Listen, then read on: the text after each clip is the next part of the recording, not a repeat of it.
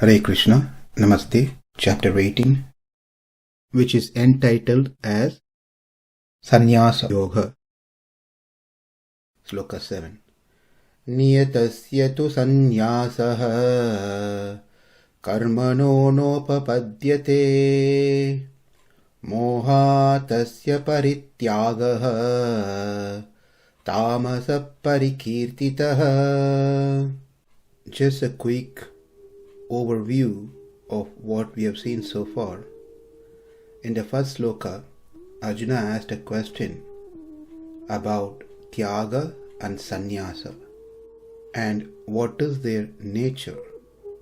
In sloka 2 and 3, Krishna explained by stating there are different schools of thought, how they perceive tyaga and sannyāsa. Tyaga and sannyāsa are same with different names.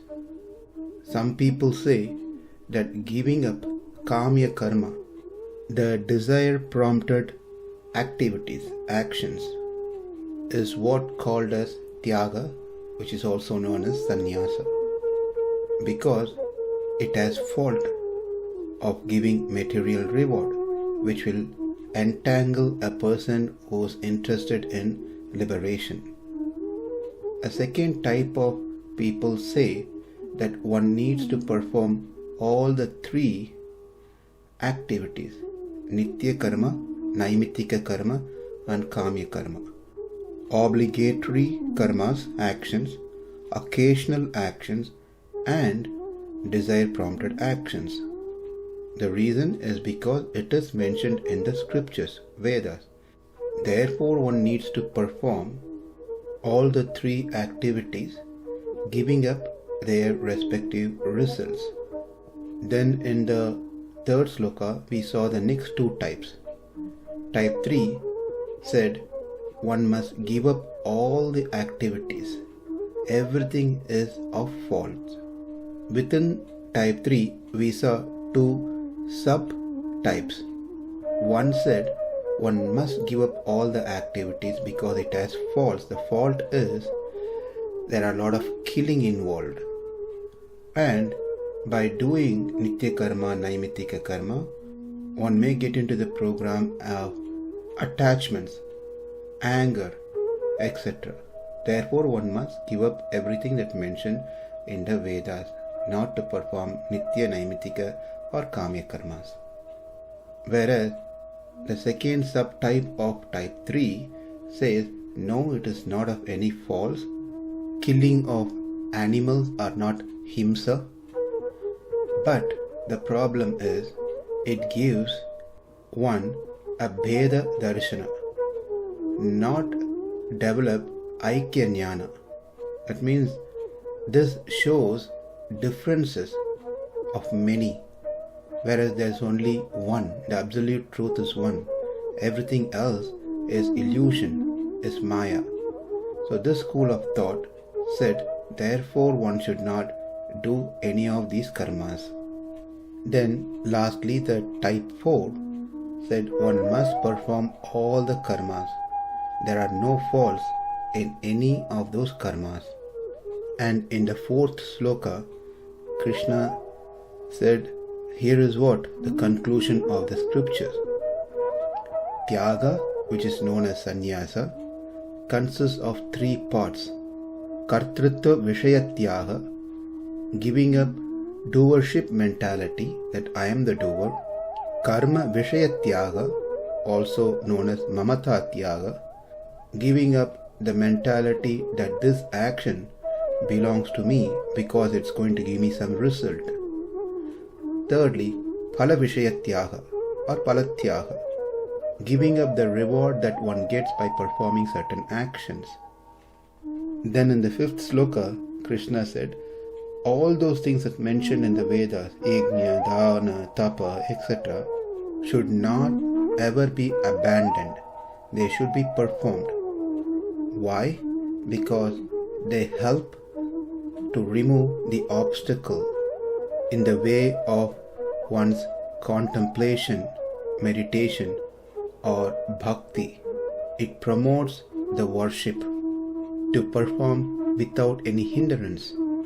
And in the 6th sloka, Krishna confirms what is his matam, what is his doctrine, that one should perform these karmas that mentioned in the Vedas as it is my injunction, and when it is performed it pleases me. When it is done, when any actions are done, they should have those 3 things which has been already discussed. I am not the agent of the action. The action is not mine, and the action is not for my benefit. It is Krishna who is the doer. This action also belongs to Krishna, and the result that comes out of this action also for the benefit of Krishna. But I still do the karmas because it satisfies Krishna. Etānyapitu karmāni sangam tektva palāni cha kartavyāni time partha nischitam matam uttamam. This is what we have covered in past 6 slokas. Now, what in case if we do not follow or neglect Krishna's instructions that he mentioned in the previous sloka, sloka 6? That is explained in this sloka 7. This sloka also explains the defects in those types that mentioned earlier, who said one must give up the activities itself. In this sloka, Krishna is going to talk about tāmasaḥ. In sloka 8, it is about rājasa, and sloka 9, sattvika. Let's learn the meaning of this sloka. Niyatasya tu karmaṇo. Unlike the desire-driven activities, which is known as kamya karma, the daily and obligatory occasional karmas which necessarily have to be performed, sannyāsaḥ, renunciation of activities, that is, desisting from the very performance of the actions, nopapadyate, is not proper.